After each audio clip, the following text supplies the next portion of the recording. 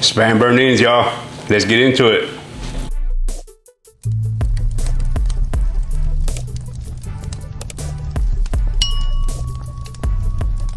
All right, this should make for some easy prep. We're gonna get these cans open, dumped out onto the disposable cutting board here.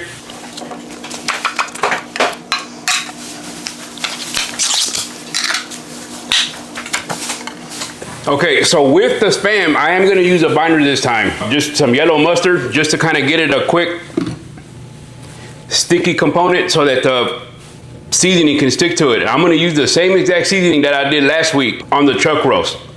So with these Spams, I'm just going to cut them right down the middle, kind of open them up a little bit.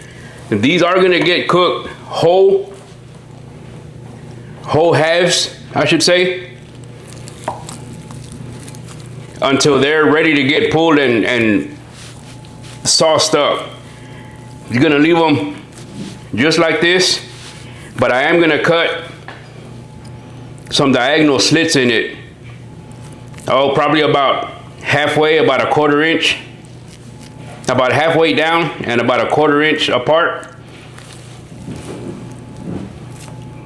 Kind of make little square slits in there. This is just personal preference. I don't think you have to do it. My thought process is as they heat up, they'll expand, getting smoke down in between, down towards the middle, I mean. So just gonna do this on both sides.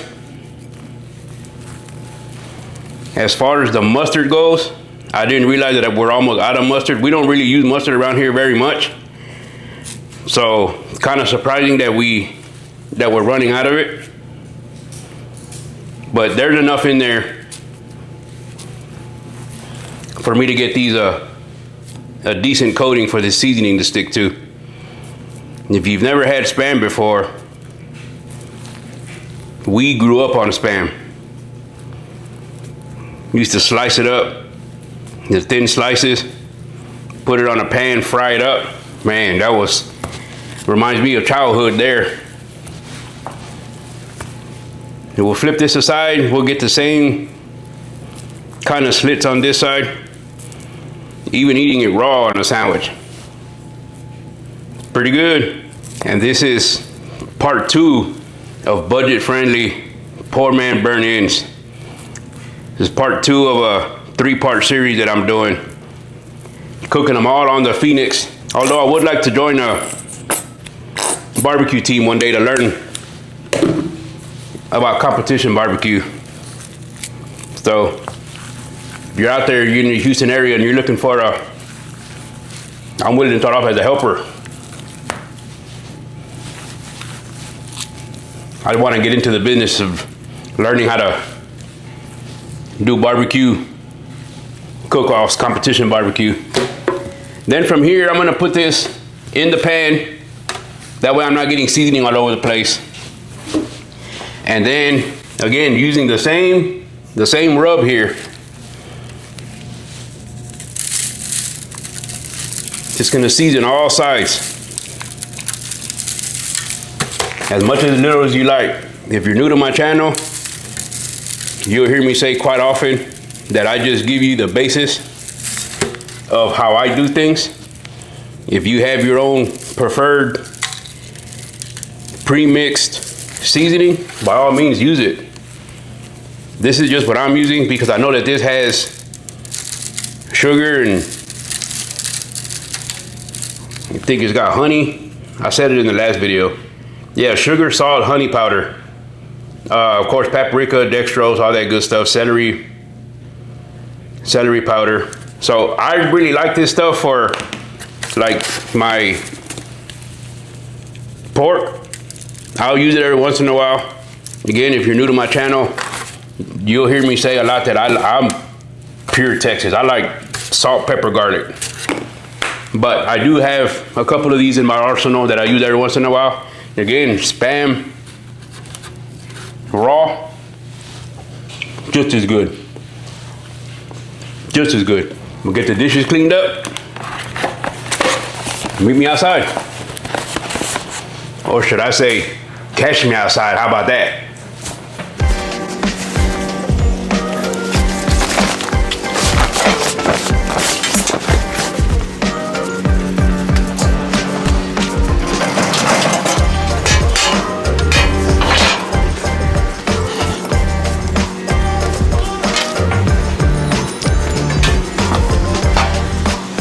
All right, couple things on this one here. If you've seen the past couple of videos, you've seen me complain about that dome leaking. And I normally put it on the grass, but today I have a feeling the landscapers are gonna show up early because they didn't show up yesterday, so I wanna make sure that the yard is free of debris. And in my last video, if you saw the 400 subscribers video, we ended up getting a big downpour. So the pit boss got wet. I think it's fine. The problem is I unplugged it before I moved it. And for anybody that has a pit boss or a pellet smoker in general, you know that when you turn it off, you have to let it cycle down before it shuts off. And this time, I mean, I had no choice. I had to pull the plug to turn it off before moving it. Didn't want to get a chance of electrocuting myself. So hopefully she fires up. If she fires up, we're gonna set her at 225 and let her come up to temperature.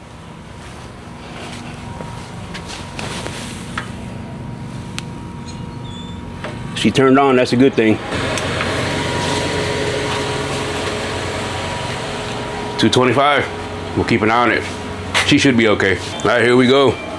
It's already set to 225. It seems to be running fine, so we should be okay with the emergency shut off that I had to do the other day. With this cook, I'm gonna put the Spam right in the middle of it, and I'm gonna set my timer for 45 minutes. Spam is already cooked, so I'm not trying to cook it. I'm just trying to get that smoke flavor that the burnt ends normally have. So 45 minutes at 225 on the Pit Boss Phoenix. Then we're gonna pull it, put it in the same pan down here.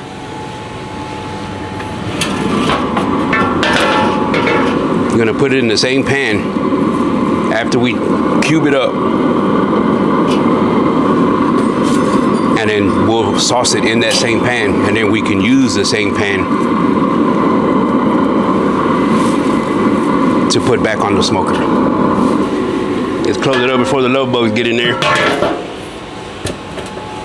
Like I said, 45 minutes. It should be quick, fast, simple, and hopefully your guests will love it if you try it.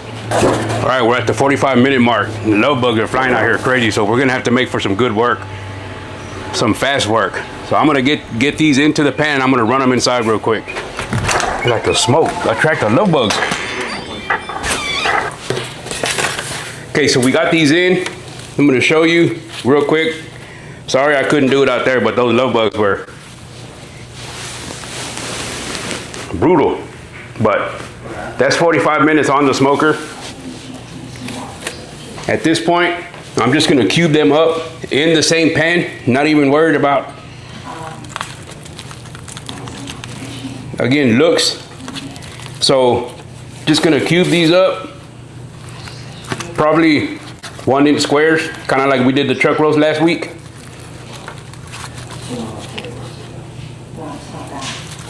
Just like that. The Spam is already cooked, so I wasn't trying to leave them in there for too long. I basically just want them to heat up, get a nice smoke flavor. We'll get those kind of moved around a little bit. I have a stick of butter already cut up that we're just gonna throw in there. Use as much or as little as you want.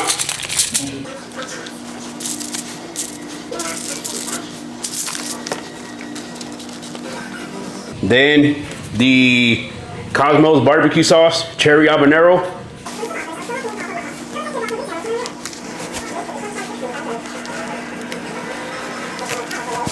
As much or as little as you like. And then, same for me as last time, just a little drizzle of honey.